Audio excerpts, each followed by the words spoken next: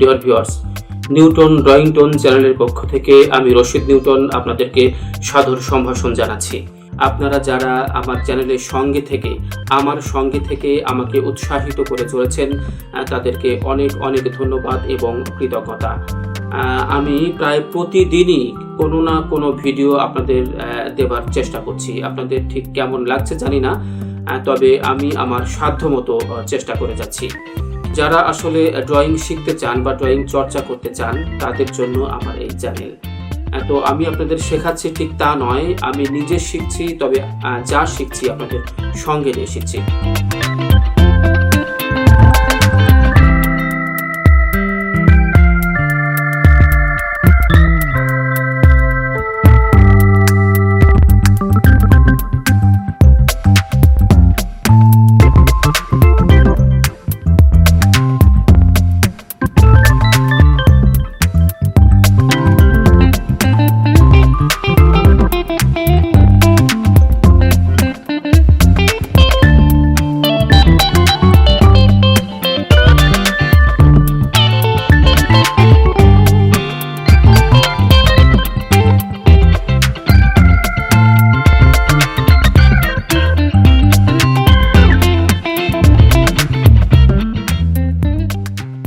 ছবি আঁকার কিন্তু কিছু নিয়ম কানুন রয়েছে, অর্থাৎ যারা জাত শিল্পী তারা কিন্তু আসলে তাদের ভেতরের প্রতিবিম্বটাকে কাগজে ফুটিয়ে তোলার চেষ্টা করে, তাতেই একটি সুন্দর ছবি হয়ে যায়।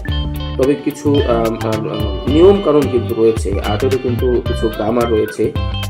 আমরা যেমন ছোটবেলায় অ আ ক খ শিখে কিন্তু আমরা পড়তে শিখেছি, লিখতে শিখেছি, আর্টেরও তেমন কিছু নিয়ম কানুন রয়েছে। আমরা আমাদের ড্রয়িংগুলোর মধ্যে দিয়ে সেই গ্রামারগুলো আপনাদেরকে দেখিয়ে দেবার চেষ্টা করব, শিখিয়ে দেবার চেষ্টা করব, একসঙ্গে শিখবার চেষ্টা করব।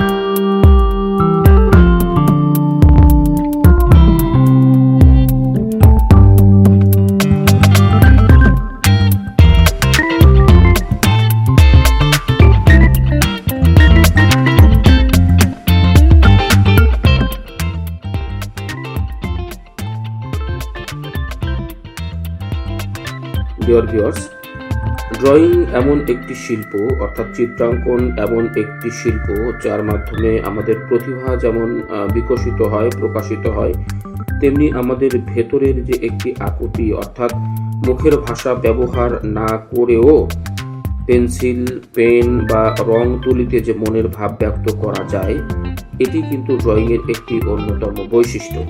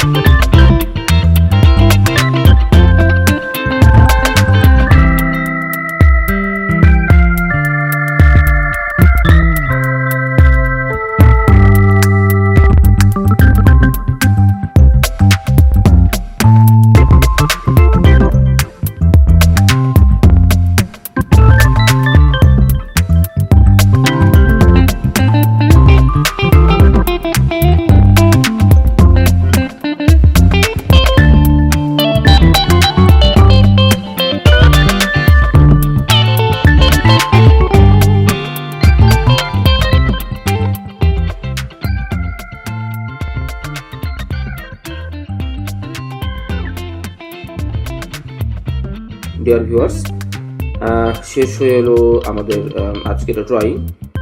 আপনারা দেখতে পেয়েছেন যে ছবিটি আমি এতক্ষণ ধরে আঁকার চেষ্টা করছিলাম সেটি কিছুটা কিন্তু শেপে নিয়ে আসতে পেরেছি। অর্থাৎ নিশ্চয়ই আপনারা বুঝতে পারছেন যে স্টেপ বাই স্টেপ একটি নিয়মতান্ত্রিক ধারাবাহিকতার মধ্য দিয়ে কিন্তু আমরা এই ছবিটি, এই ড্রয়িংটি বা এই চিত্রটি কিন্তু শেষ করবার চেষ্টা করলাম। আর্টের মধ্যে কিছু গ্রামার রয়েছে, কিছু নিয়ম কানুন রয়েছে যেগুলো জানলে আসলে ড্রয়িংটা ভীষণ সহজতর হয়ে ওঠে এবং অত্যন্ত জীবন ঘনিষ্ঠ বা জীবন্ত মনে হয় সেই ড্রয়িংটি। তো আপনাদের কেমন লাগলো জানি না। যদি ভালো লেগে থাকে লাইক কমেন্ট করে আমাকে উৎসাহিত করবেন। সবাইকে অনেক ধন্যবাদ।